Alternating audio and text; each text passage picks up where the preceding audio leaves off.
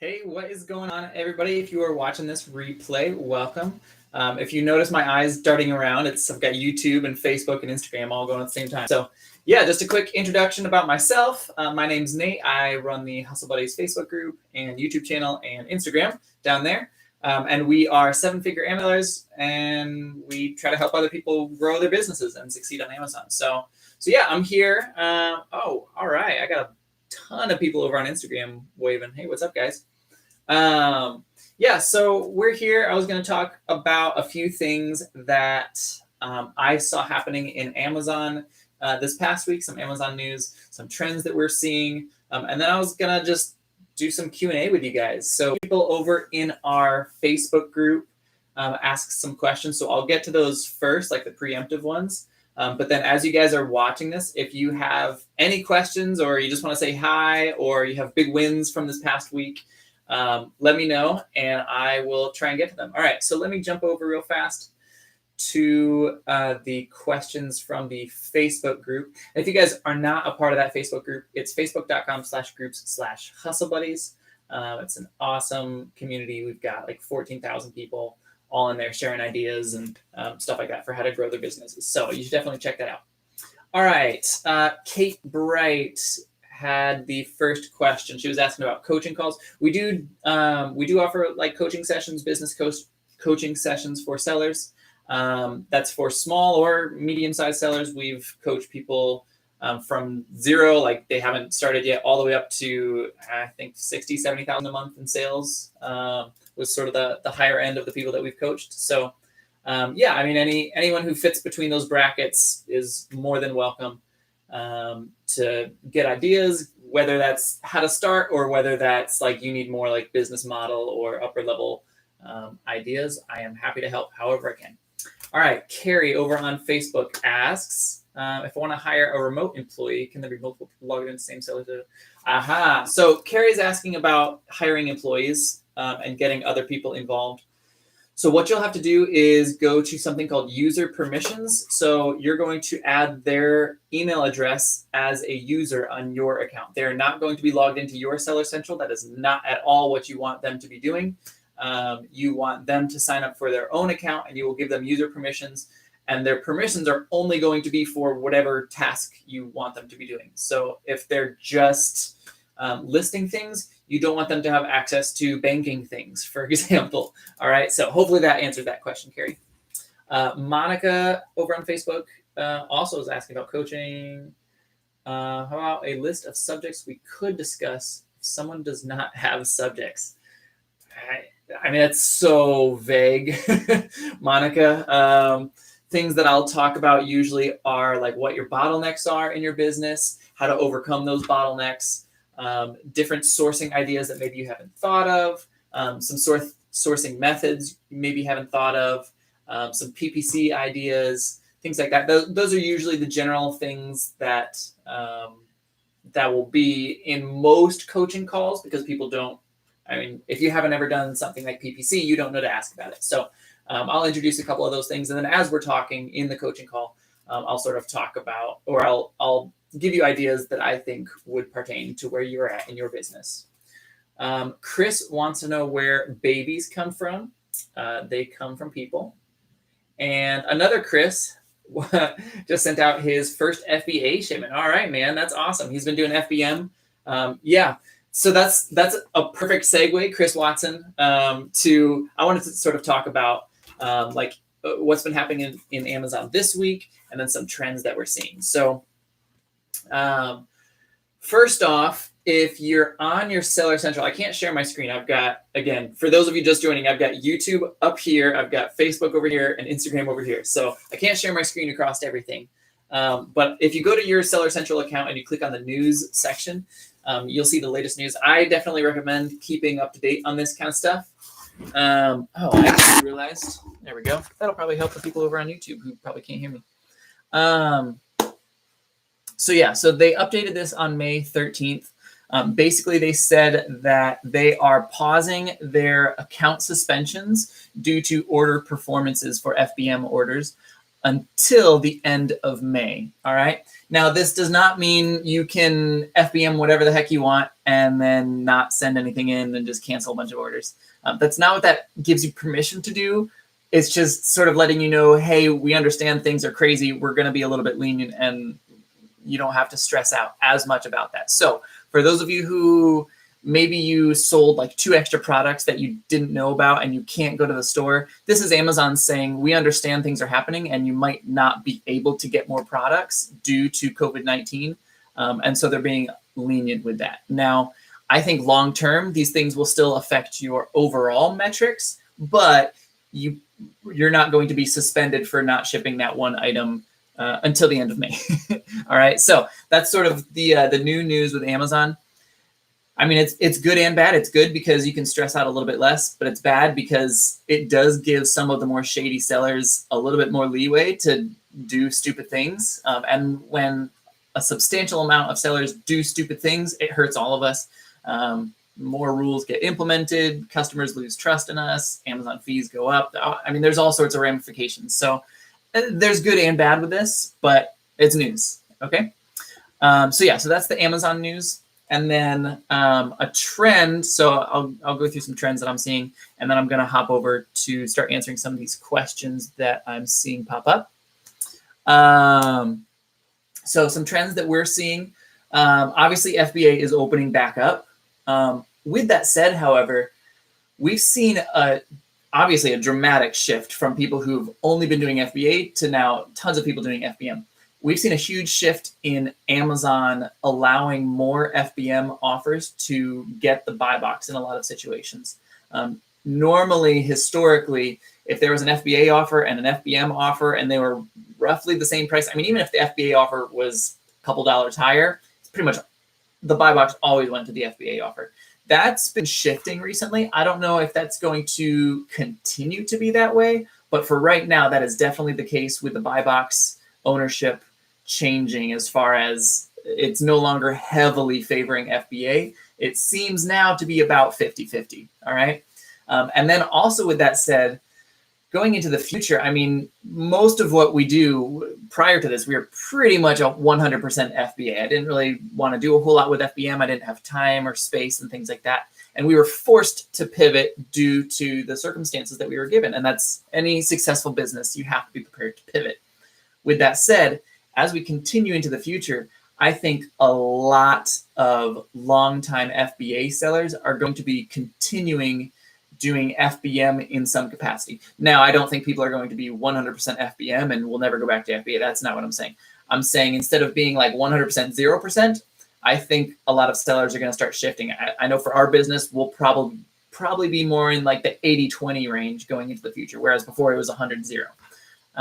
So yeah, we're going to keep doing FBM. There's a lot of great stuff out there. There's a lot of items that, there's some items that are more profitable FBA, but there's also a lot of items that are more profitable FBM.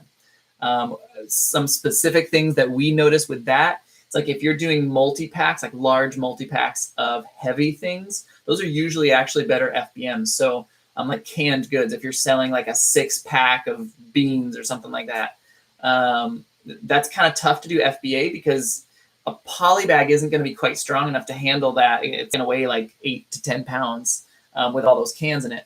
Whereas with FBM, you don't have to worry about all of that. You're just putting all the cans together. Yeah, you still need to like protect it and bubble wrap it and all of that, but you don't have to send it to the warehouse in like a perfectly put together, ready to ship box that then gets sent to the customer. So in situations like that, we found it's actually more profitable to stick with FBM. And as long as you're not doing too many different FBM items, it's fairly manageable to ship all that stuff off. All right. Okay. So those are the trends that we've been seeing, and I'm going to hop over to the questions. So over on YouTube first, and for those of you guys watching this, if you haven't followed our YouTube yet, we would appreciate you going over there and giving us a like and subscribe. It's youtube.com/c/HustleBuddiesOfficial. All right. So Exclusives on YouTube asks, have you guys had any issues with IP claims? Yes, every large seller who has been selling on Amazon more than a year will tell you, yeah, they deal with IP claims frequently. A lot of beginners get scared of IP claims, or they heard some ad where it's like, oh, you can't do arbitrage because you'll get IP claims. All right, well, first off, that's garbage. You can get IP claims doing any business model on Amazon, whether it's arbitrage, wholesale, private label, or those are the legitimate ones, but you can get IP claims for all of those.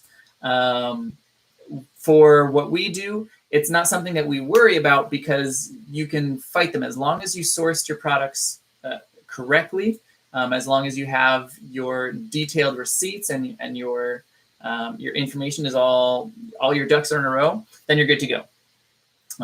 So yes, we get IP claims. I will say though, recently we were talking to my friend Matt, and there's been a lot of pushback from Amazon against companies filing these illegitimate IP claims. So we have seen the number of IP claims go down. In the past, in 2019, we got one about every other month or so, maybe once a quarter. I actually have not gotten one yet in 2020.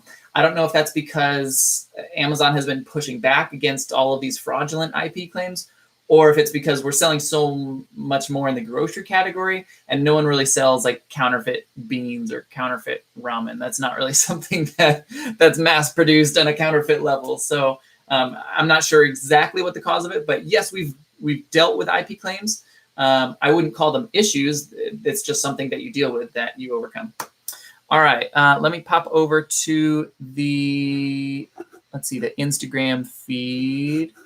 Lots of people waving. Hey guys, I don't see any questions, so I'm going to hop over to the Facebook feed.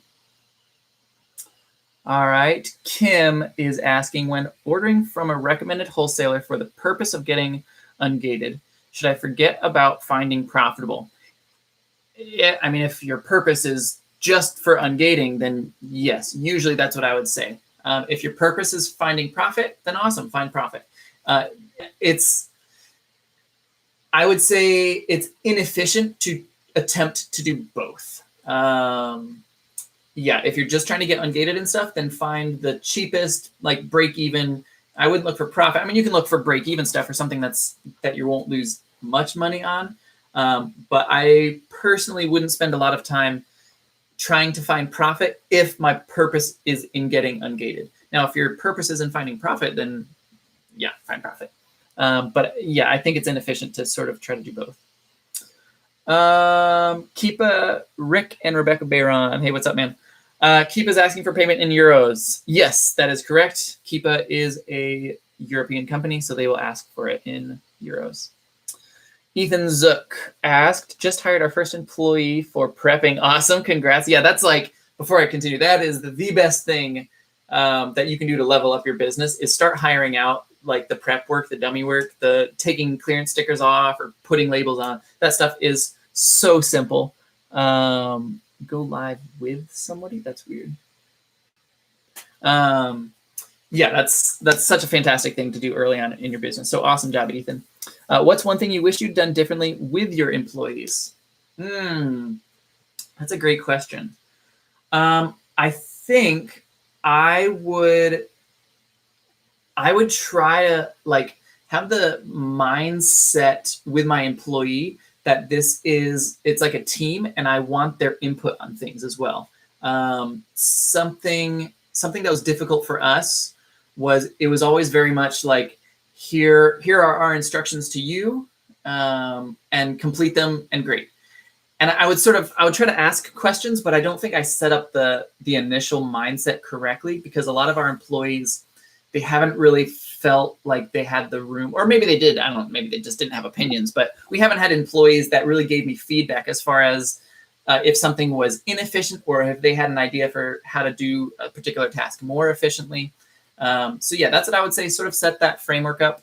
And then it's not something that we didn't do. It's something that we did do with our early employees that I would recommend is having your SOP, your, what's that, system of, whatever SOP stands for. I can't think of the words right now. You can Google it at what does SOP stand for, but write out your SOP, which is basically like the dumbed down version of this task. First, do this. Second, do that. Third, do that. Fourth, do that. So like if you're scanning in store, first, pull out your phone. Second, pull up the Amazon app. Third, press the little camera button. Like you really have to dumb it down a lot. That's sort of the SOP, standard operating procedures.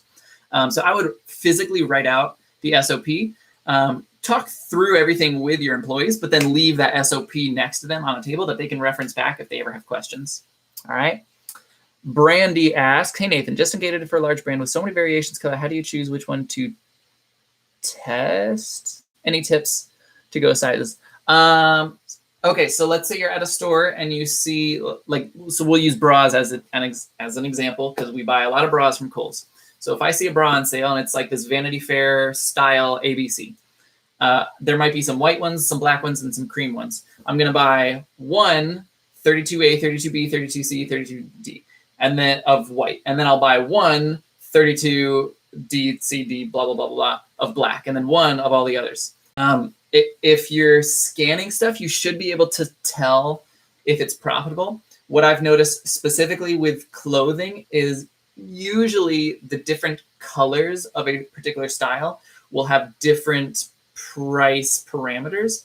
So maybe the white one fluctuates between like $16 to $21, whereas the teal one fluctuates between $29 and $34. So in that type of situation, I wouldn't buy any of the white ones, and I would buy one or two of all of the different teal ones. Okay, so that's sort of how I decide on variations. There are tools that you can get, like Tactical Arbitrage has something it's called Tactical Edge, where you can see specifically which variations are selling more. There's not a great way to do that manually or a free way. So that's usually what I recommend to beginners. Check a couple of the different colors, and then if it's working well, just get like one of all those different colors. All right, Perry on Facebook asks, oh, he's answering somebody. April, where in my seller's account can I find out what I'm allowed to sell? April, just scan something and Amazon will tell you if you're allowed to sell it. If you're not allowed to sell it, you'll see this giant red box pop up in your app that says requires approval.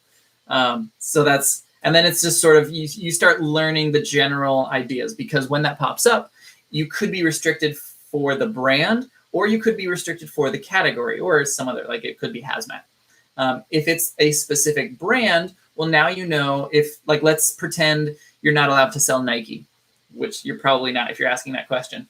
So if you scan a Nike shoe and it says this requires approval, now you know, okay, I'm gated in Nike and I never have to scan another Nike shoe because I know they're all going to be gated for me. However, if you scan a different type of shoe and you're allowed to, maybe you scan a Steve Madden. I don't know if you're ungated in Steve Madden. That was something that we could sell when we first started that had no requirements. I scanned a Steve Madden shoe and I was allowed to sell that. Okay, well, now I understand I'm allowed to sell shoes. So I will continue to look for shoes. I'm just not ever going to look at a Nike shoe. And I'm going to probably keep an eye out for Steve Madden shoes because this popped up in my app. So, yeah. Hey, what's up, guys? We've got a lot of people joining. Awesome. Welcome, welcome. Yeah, if you guys have questions, post them in the comments. I thought I'd do this for about 30 minutes or so, but if there's a lot of questions, I'll go for a little bit longer. And again, I've got YouTube here, Instagram there, and Facebook over here. So if my eyeballs are darting around, that's why. All right. Cynthia ordered some boxes from USPS, and they're taking forever to arrive. Yes, they are. Yeah, ours are about 2 weeks late. We still have not received that big shipment. I posted in the group if anyone had some. And yeah, we still don't have them. David, I'm doing well, man. How are you? Let's see. Perry was talking about using a prep service, 70 cents per item, 85 if it's a bundle. That's a ridiculous price for a prep center. Usually it's $1 per item flat, and then an extra 25 cents if it needs like poly bags or a bundle thing or something like that. So 70 cents is a really good price for a prep center. Most, like the standard price is about $1 per item. Let's see. I love, there's a lot of people in here that are answering other people's questions. That's awesome. I love how like our community with Hustle Buddies is just people like, you might have one question one day, but then someone else might have a question that you just learned the answer to. And so everyone's like reaching back and helping each other. Yeah, that's why we made Hustle Buddies. I felt like there was a missing niche in the Amazon like content world for just like really positive, uplifting places. Because a lot of Facebook in general just gets really snarky, but especially in the Amazon Facebook realm, everyone is just they're kind of buttholes to each other. I didn't really like it. So we tried to make a more positive place, and you guys helped us do that. Travis, any tips on setting shipping for FBM items? Yeah, we've got a whole video over on our YouTube. So youtube.com/c/HustleBuddiesOfficial. We did a whole thing on FBM stuff. I might do another one. We're gonna try to get like YouTube videos more on a schedule. So maybe like every Wednesday, I'll push out a new video. And the next one I'm planning on doing some FBM stuff, more like in depth. We did a general overview of FBM shipping. But I'm probably going to dive into that more on Wednesday. All right, let me look over real quick at some YouTube questions. I'm in the UK. Welcome. Started with arbitrage. It's good, but tough to find deals. Any way you could explain to wholesaling? Yeah, so pros and cons between the three methods of Amazon. So there's arbitrage, retail arbitrage, and online arbitrage. There's wholesale, and there's private label. There is no bad option among them. However, you should never start Amazon with private label. That's just a foolish idea to try to do. Wholesale, you can start wholesale if you've got a real big bankroll. The issue or the difference with starting retail arbitrage versus starting wholesale is with wholesale, you're going to need to be making very large purchases. Legitimate companies where you're getting really good deals are going to have high minimum order quantities. Or opening order quantities. So you might have to drop $5,000 on a pallet of stuff or a couple pallets of stuff from a distributor or from a manufacturer. And if you have the bankroll for that, awesome. Now, some of the downsides are usually you're tying up a lot of your money in just a few products. So there's a little bit more risk that way. I'm not saying that it's going to fail. And we do wholesale as part of our business. The reason I recommend retail arbitrage to start is because it's very easy to get one of 100 different items, which massively mitigates your risk starting off. And private label, again, private label is awesome. Just don't ever start with private label because you're going to be putting like $10,000 into one product. And if it fails, well, now you're out $10,000. It's very easy to make a profit retail arbitrage. If you have $10,000 and you buy 1,000 different things, 800 of them are going to be home runs or going to be winners, and probably 200 of them are going to suck, but you're going to learn a lot of lessons from those 200. So that's sort of why we recommend arbitrage. If you're in the UK, check out TK Maxx. It's our version. We have TJ Maxx in America, but I know you guys have TK Maxx over there. And if you're in the Hustle Buddies group, do a search for UK, and there'll be a lot of other people that said that they're from the UK, and there's some conversations about where they're going for all that. George, what is my repricer of choice? Just switched to Aura, and I'm underwhelmed so far, but it might be because the FBM buy box shift. So George, it depends on what size of a seller you are. For 90% of the sellers that we talk to, Aura is going to be probably your best option. It's the most robust, the best support. Overall, Aura is the best for 90% of people. My personal preference is called Seller Snap, but that is very expensive. That's only for very large sellers. If you're not doing like $30,000+ per month, then Seller Snap is not something that you should look at. But if you are doing over that much, then yeah, check out Seller Snap. It's ridiculously awesome. It's just real pricey. MSP Forever on YouTube asks, I don't know how to research for online arbitrage. I'm struggling to find products without buying programs and tools. We did a couple videos on our YouTube channel, MSP, for how to find online arbitrage items without any tools. The free way, the hard way, the difficult way. It's doable, and you can find a lot of great stuff. So check out those videos. I could go on and on, but we've already done lots of videos. All right. Okay, I'm going to jump back over to Facebook. Let's see. Cynthia says that she has all of our webinars. Remind me, does anyone address establishing wholesale accounts? Yeah, the grocery webinar talks about wholesale and how to get into that some. So for those who aren't aware, we have a website, hustlebuddiesofficial.com, and we've got some classes and webinars and things over there if you're interested in like really diving deep into one subject, like groceries or bras from Kohl's, for example. Rick Bayron, do you recommend a tax ID? Yes. Some people confuse different things, and it's hard to know exactly what someone is talking about.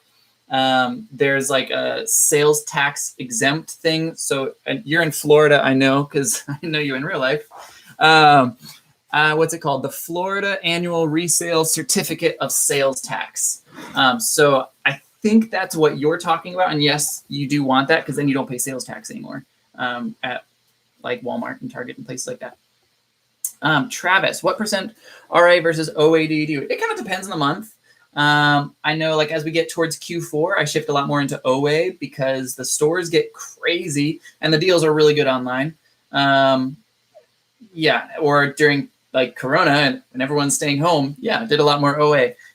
If there's more deals going around, or like if there's, let's say, a Nike friends and family type thing going down at the outlet malls, then I'm going to be doing all RA. So it depends month to month. I'm more so into retail arbitrage. I enjoy it more. I enjoy like going out and sort of like the thrill of the hunt. But yeah, it completely depends on the month. Let's see some other questions. Yes, these are awesome questions, guys. Keep them coming. Don't forget to like thumbs up if you're watching over on YouTube, and join our Facebook group if you haven't yet. Over on Facebook, Hannah asks, where are good places to start out doing OA? We've dabbled in grocery stores and department stores like Kohl's. Yeah, I mean, Kohl's is easy to start. It's a great place to do OA. Walmart, Target.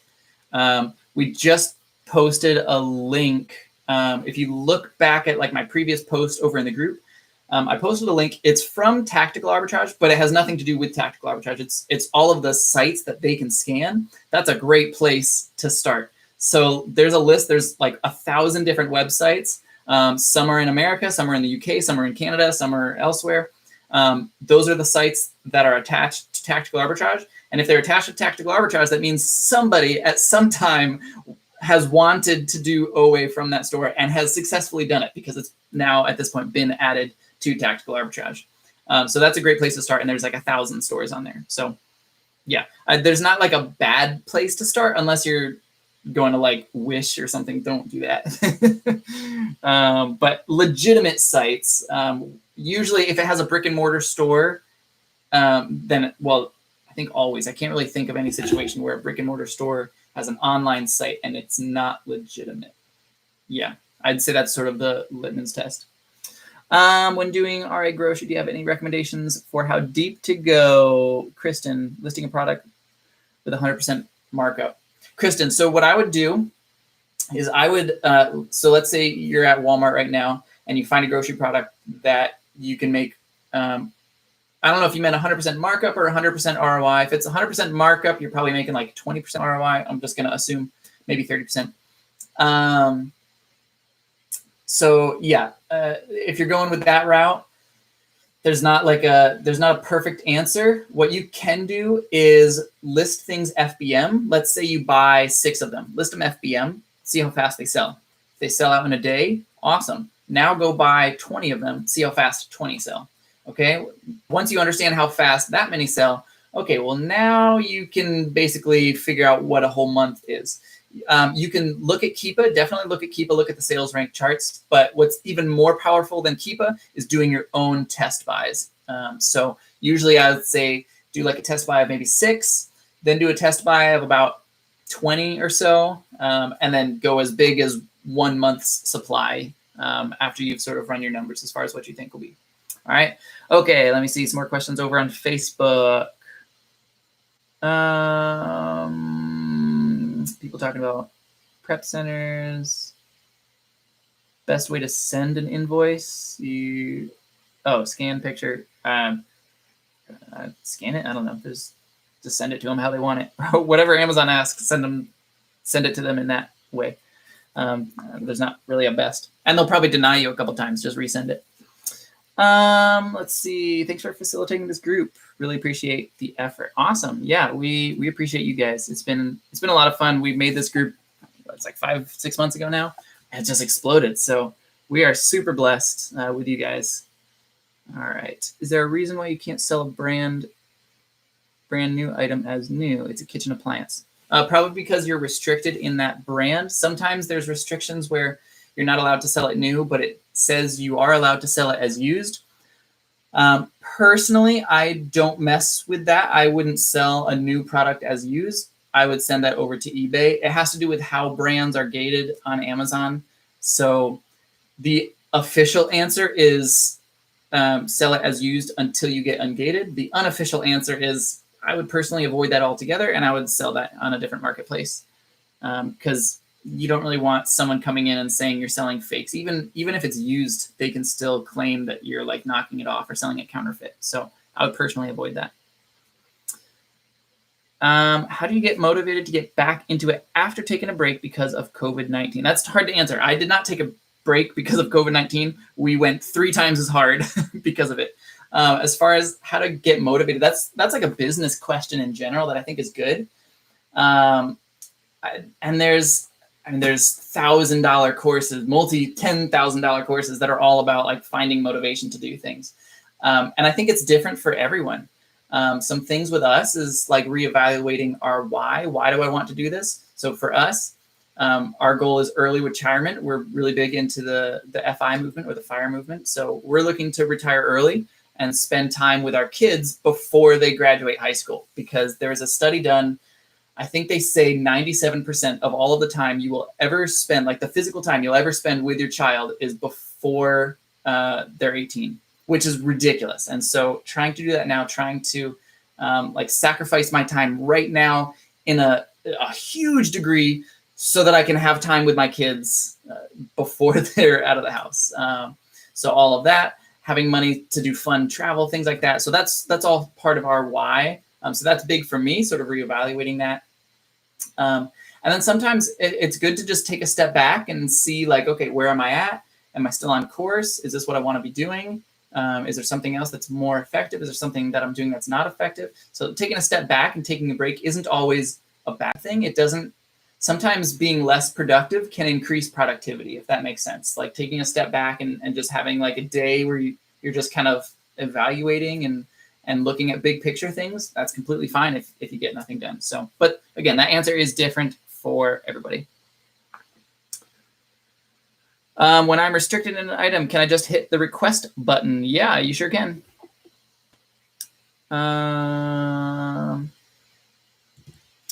Just started FBA. Why do FBA sold items seem to be pending for so long? And Angela's asking why her FBA orders are pending. That's because of COVID-19. Amazon is still very backed up. That's why so many of us are doing so much FBM. It's not that FBA is bad. It's just that Amazon is very backed up. We ordered an Amazon Fire Stick. Ours broke, so we ordered one 2 weeks ago, and it is still not here. We ordered it using free 2-day shipping. It has been, at this point, I think 15 days since we ordered it, and it is still not to our doorstep. So it's just because Amazon is just backed up. That's sort of the nature of things. Yeah. All right. Okay, I'm going to jump over to the YouTube, see if there's any questions over here. Awesome. Kinja was helping me out. Standard operating procedure. Yeah, that's the word I was looking for. Is it common to sell an item as FBM and FBA? Yes. You can list under both. You cannot list multiple things under the exact same fulfillment channel, but you can list an item using multiple fulfillment channels. So FBM and FBA is fine to list it on both. Let's see. And what if those... So Jerry says, and what if those home runs went away? How do you scale with retail arbitrage? Different people think of scaling in different ways. Some people think scaling is $10,000 a month. Some people think scaling is $30,000 a month. Some people think scaling is $100,000 a month. Until you're doing, I would say $70,000 to $80,000 a month, it's a one-man job. You just go back to the store and you scan some more stuff. You can find clearance stuff. Always be looking for clearance. You can build pipelines of replens. So let's say maybe once a week, you say, I'm going to take like 4 hours today, and I'm just going to find one replenishable item that I can keep buying over and over and over. That'll get me 50% ROI. Awesome. So do that every week. By the end of the year, you've got 52. How many weeks are in a year? You've got a lot of items. Let's say you took a couple breaks. You got 50 items in your pipeline now that you can just rebuy over and over. And that's not counting all of the clearance items that you're always going to get every single day. So there's sort of like your bread and butter, like, yeah, let me hit the clearance aisle of Kohl's, let me hit the clearance aisle of Walmart, let me hit the clearance aisle of Target, TK Maxx, or whatever stores you've got over in the UK. Yeah, you keep grinding and keep doing it until until you hit about that 70,000 mark, it's possible to do it one man. Once you're looking to scale over that mark, that's when you start looking into hiring other people to do some sourcing for you. We know retail arbitrage sellers who are doing 1 to 2 million per month or more. And they have teams of sellers. They're actually in Florida. So they've got teams of sellers that will hit the outlets. They'll hit like the Nike Friends and Family. They'll hit the ones in Orlando and Jacksonville and Tampa and Miami and wherever else there's a Nike Friends and Family thing. And they'll have teams go into these stores and buy it for them. So when you're looking at scaling that big, you have to start outsourcing. But until you're at about like the 70-ish thousand point, I would say it's a one-man show, completely doable. Just keep hitting same stories. Let's see. Ariel, thanks for hosting. You are welcome. Kristen, do you offer free shipping or charge? So this is something, there's no right answer here. Personally, under normal circumstances, I would do free shipping. Under current circumstances, I am lowering my price, but then adding a shipping fee to it.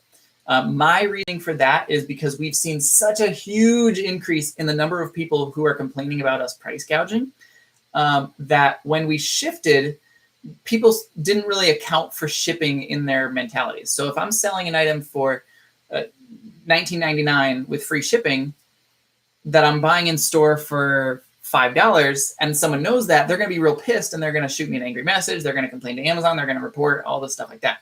If I'm selling this $5 item for $11.99 and then $9.99 shipping, okay, well, that makes a little more sense to the person's brain. It's like, oh, okay, yeah, it does cost about $10 to ship. Yeah, they're marking it up, but they're only marking it up $5. They're not marking it up $15, even though it's the same money either way. That's just where we fell on the line and why we're currently not doing free shipping on Amazon stuff. After this whole thing blows over, we'll probably reevaluate. And my guess would be that we would go back to doing free shipping and just increase our prices. But right now, because the price gouging word is such a hot buzzword, that we're avoiding that. Kristen just rented a garage today. That's awesome. Someone wants me to draw a rabbit. No can do, friend. How does drop shipping groceries work? It does not. You don't drop ship on Amazon. Sadine, you don't drop ship on Amazon. They're 95% of what people think of as drop shipping on Amazon is breaking the Amazon TOS and will get you kicked off. 5% is legitimate, but that 5% is very difficult. It's very rarely talked about. It's not something that we recommend doing. I think there's easier ways to make money on Amazon. So yeah, the answer is you don't drop ship. Jerry, how do you find the hottest products on Amazon? You don't have, that's the incorrect way to think about it. You don't need to look for the hottest items on Amazon. You go to the store and you scan every item. Does not matter what it is. You don't have to use your brain. You're not trying to figure out what's hot and what people are buying. That is not what you care about.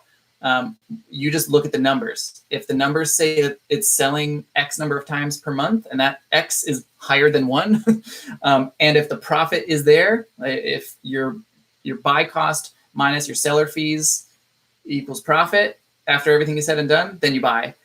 So it has nothing to do with finding the hottest products. It has nothing to do with using your own brain. You can basically take your brain out of this. It's just math. You're just scanning things with your phone in store.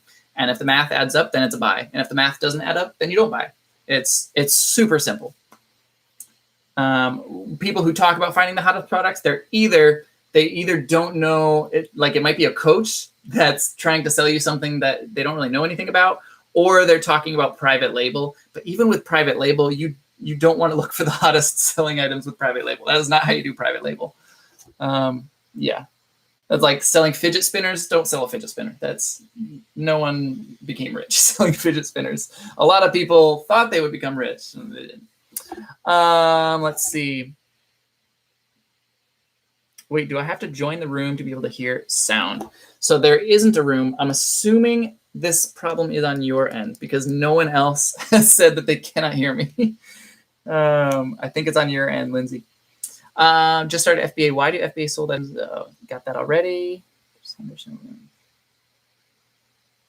Let's see. I'm back over on Facebook, seeing a couple more questions. I'll probably take, I mean, if you guys have questions, I'll probably cut this off at 8 o'clock if we have that many questions. But yeah. Let's see. With businesses like this, do you file yearly taxes or quarterly? Something you're going to have to talk to an accountant about or something. I can't tell you if you should be yearly or quarterly. That is not something I can answer for you. You should be paying taxes for those curious, but I can't tell you if that should be annually or quarterly. Ungated in groceries, whoop, whoop. And now working on topicals. What category do I suggest next? No category. I think that, I mean, there's a couple exceptions. So grocery is an easy one. It's a really big one. Topicals is another pretty easy, pretty big one. A beginner trap is thinking that there is some perfect category or perfect brand that's going to make your business successful. That, oh, if I could only sell in this category, everyone's selling in that category, and then my business would be successful. That's not what's holding your business back, and that's not what's making their business successful. Every category is profitable. If it wasn't profitable, then there wouldn't be anyone selling in that category. You can make money with books. You can make money with clothes. You can make money with electronics and food and topicals and baby stuff and feminine hygiene stuff and automotive stuff and office supplies. I mean, there's people who are selling like pens and making a killing from it. So you can make money in any category. As far as some general ones, grocery and topicals are really big, easy ones. And I would personally stop there and then focus on what you can get. Maybe toys as well. As we move into Q4, I might look into toys. But it's not like, you don't need to think that there's some secret category that, oh, if I just get into this, I'm going to make so much money. It's not, it doesn't work like that. Just focus on your niches that you do know and double down on that, and you'll make a lot more money. Let's see. Oh, nice. Someone's saying the Burlington has 50% off clothes and shoes. Yeah, pretty much every store. Like if it's like a clothing store right now, and you feel comfortable going out in public with your mask or whatever else you're doing to stay protected, they're having ridiculous sales because the stores didn't stop receiving their shipments. And so they're just bursting at the seams. Everyone that's selling clothing is selling them so cheap. So if you can, head out to one of these stores and start grabbing up all the cheap stuff. That's funny, Perry. Are we allowed to ask question marks? I missed the first part. Yep. I'll be here for 15 more minutes, Vanessa. I sold something FBA. I believe someone changed the listing from 1 to a 6-pack. Just sold as a 6-pack. What do I do? Just post it in the group. I would contact seller support and I would try to see if they can cancel it for you. Unfortunately, that happens on Amazon. People do crappy stuff to listings. That's part of the reason why we don't publicly talk about changing listings, because it could happen accidentally. It could also happen intentionally, but we don't talk about that with beginners because it's too easy to make a lot of mistakes. So unfortunately, listings do sometimes get changed. You can talk to seller support now, see if they can cancel that order, and then you pull that back to yourself. If it doesn't, it'll probably ship out to the customer. They'll probably refund it and you'll get it back that way. It's not the end of the world. I mean, it's not a good thing, but you're not going to, like, your business isn't going to go bankrupt or end or something because of that. Any help with Seller Locker, like a video? Not really. I felt like Seller Locker it's pretty straightforward, and most of their help you can find within Seller Locker. Like, they've got a demo stuff. They're pretty cool. For those unaware, Seller Locker, we've got links in the group. Yeah, we're affiliated with them, but I've been using them for 2 years. Like, I'm affiliated because I've been using them. So if you want to click on that link, we'll make a little bit of money. But basically, it deals with all of our like discrepancies. Like if we send 30 items and Amazon says they received 29 items, Seller Locker will be like, oh, hey, by the way, did you catch this? Amazon said they only received 29 of these. Do you want us to investigate? And you just click bing, bing, boom, and it does it automatically for you. So super simple, super easy. And you don't pay them any money unless they receive money for you. Like, they just take a percentage of any funds that they're able to get back from Amazon. So it's sort of a free service if it doesn't work. And if it does work, then you just pay them, I don't know, it's like 25% or something. It's pretty cheap. Do you go to these stores at certain times? Not really. Maybe like, I know like Kohl's usually they'll have 4-day sales. If you go on the 4th day of the sale, sometimes you can get a 40% off coupon. Outlet stores like Nike, they usually run their sales Friday through Monday. So going on like the very first day or the very last day are usually good for those. But there's not like a best day. Let's see. Tuan, what kinds of stuff should I be scanning for as a beginner at Walmart? Everything. Just figure out what you're allowed to sell, what you're not allowed to sell, and stop scanning things that you're not allowed to sell, and keep scanning things that you are allowed to sell, and eventually you'll find something that's profitable. Do you pay somebody to recover lost inventory? Yes, Crystal, that's actually the previous question was seller locker is who we pay to reconcile those like lost shipments and things like that. It's so simple, so easy, and it doesn't really cost you any money. So if you want to click on our link, it's in the group. It's in our Facebook group. Yeah, super simple. Kate, will this video be viewable later if I miss it? It should be. It's on Instagram and Facebook and YouTube. I've got it on all 3 platforms. I know 100% that YouTube saves all of my live things. I'm pretty sure that Facebook does as well. So you should be able to find it either on Facebook or on our YouTube channel. I have no idea about you guys over on Instagram. I don't know what Instagram does with these. Yeah. Hey, what's up, Jordan? What's up, man? Is Restaurant Depot considered a wholesaler? Try to get ungated with grocery. I believe so. It depends on if they're sending you an invoice or if they're sending you a receipt, but I think Restaurant Depot sends an invoice. Awesome. All right. We're just about done with questions. Got a couple more on YouTube, I think, and then I'll call it a night. Let's see. What's our experience with Trader Joe item bundles or individuals? It's not, profit is profit. And so it's not like, oh yeah, I only look for bundles or I only look for individuals. I just look for profit. Trader Joe's, some of it is profitable and that's awesome.